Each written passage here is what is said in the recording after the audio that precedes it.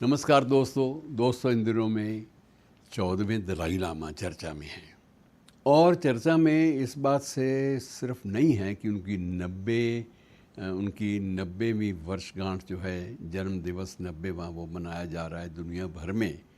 इसके अलावा एक ख़ास बात यह है कि उन्होंने ये भी कहा है कि मैं अभी 40-50 साल और नहीं जाने वाला, मैं आप लोगों के बीच में रहकर आपकी सेवा करना चाहता हूँ। मित्रों, इस दिलचस्प घोषणा और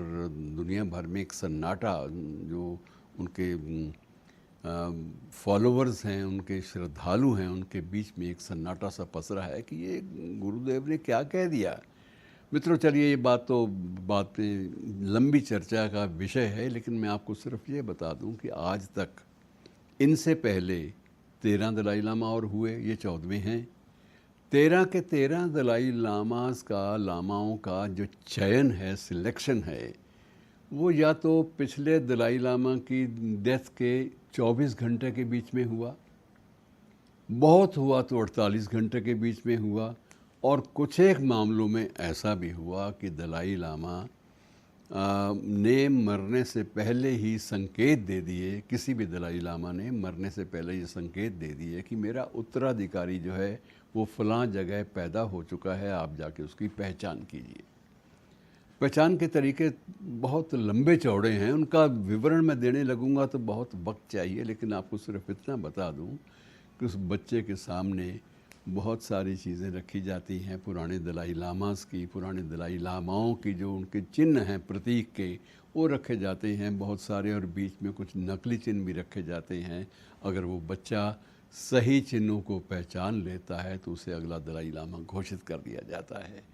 लेकिन ये दलाई लामा पहले हैं जो अभी से ये कह रहे हैं 90 वर्ष की उम्र के बाद भी अपने श्रद्धालुओं को, दुनिया भर के लोगों को ये संदेश दे रहे हैं कि मैं भाई अभी 40-50 साल और नहीं जाने वाला, इसलिए मेरे उत्तराधिकारी के बारे में चर्चाएं बंद होनी चाहिए। मित्रों, ये एक गज़ब की एक घोषणा है, और आप भी सोचिए, मैं भी सोचूंगा ये कैसा बौद्ध धर्म है, बौद्ध धर्म की ये कैसी शाखा है जिसमें पुनर्जन्म में विश्वास रखते हुए भी एक व्यक्ति ये दावा कर रहा है कि वो जल्दी जल्दी निर्वाण की ओर नहीं जाने वाला, निर्वाण प्राप्ति की ओर अग्रसर नहीं होने वाला। ये जो तथ्य है, ये जो उन्होंने अपने मुंह से बयान किया है, मित्रों, आप इसे कोरी कल्पना नहीं कह सकते।